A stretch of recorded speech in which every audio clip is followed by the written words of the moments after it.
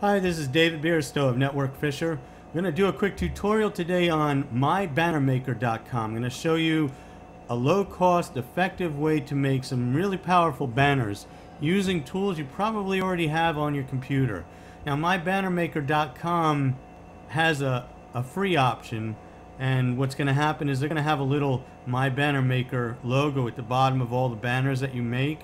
But for a whopping $25 for an entire year, you can get rid of that banner and you can make as many banners as you want, and you can place them anywhere you want, which is really economical. And once you see this tool, I think you'll find it's also very convenient. So the first thing we're going to do is we're going to select a size. I'm going to go with 250 by 250 because it's a popular size. It's used in a lot of banner advertising on the sides of blogs. The next thing I'm going to do is I'm just going to select a picture from my website or from my computer, and I'm going to open it up with paint so that I can do some doodling on it. Now, I can either do the doodling with my mouse, or if you have a bamboo pen, that makes the doodling that much easier.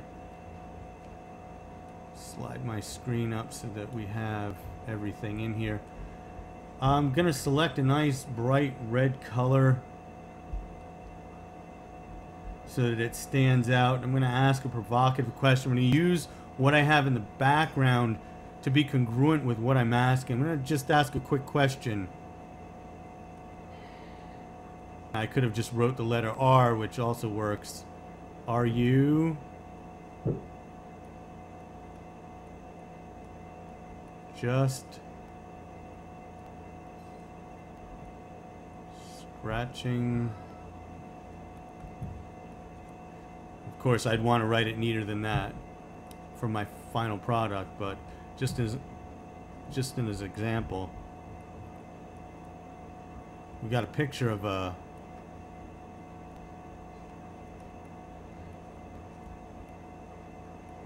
an iceberg. So we're asking, are you just scratching the surface?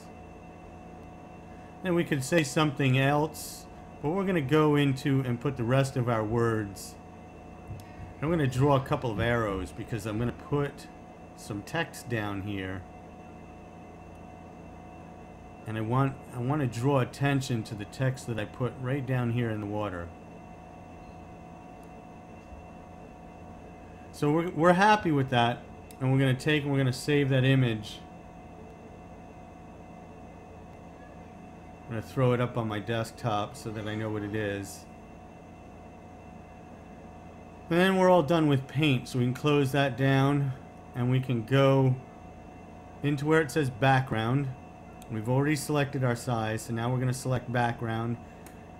And we're going to browse to our desktop, and we're going to look for the picture that I just created, which is called, I don't see it. Ah, I found it. We're going to open that up. Now, because the size of the image was much bigger than the area that we chose to use, or the size of our banner, we're going to have to resize the image so that it fits. Now, we have quite a bit to grab here. What we want to do is we want to grab and make this bigger so that we get everything in. Move my screen down so you can see what we're, and this is the image that we've got. If we want, we can slide it over so that we can get it more centered. But this is what we're looking at, and like I said, I would try to write that a little neater if I could. Then when I'm done, there's a continue button at the top of your screen. There's also one down here. We click continue, and that's going to place what we've created into our banner. The next thing we're going to work on is our text.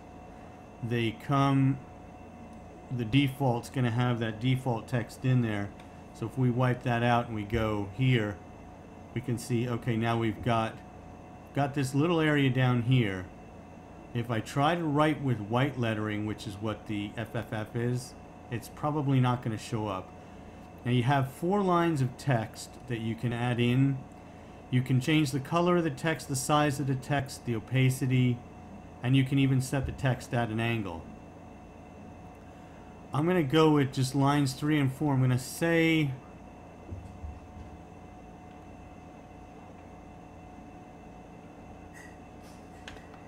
you can go deep.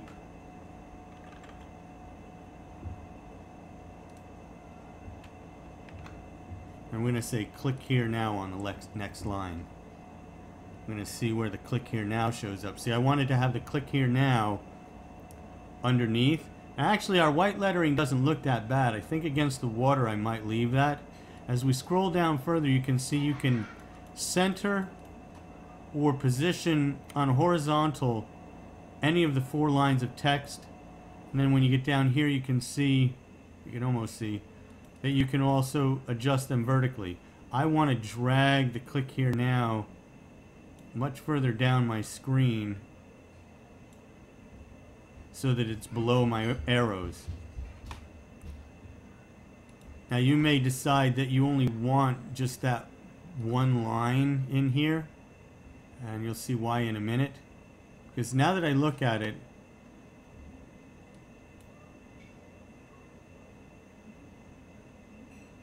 maybe we'll change that, and you're going to find I could resize this, but I want to keep things uniform. So rather than saying you can go deep, I can just say to go deep, and we'll see that fits in a little bit better. And then it says click here now. Now obviously on a banner you can click anywhere on the banner, but we want them to be drawn to it. So we draw arrows and we say click here now. Now we can also go in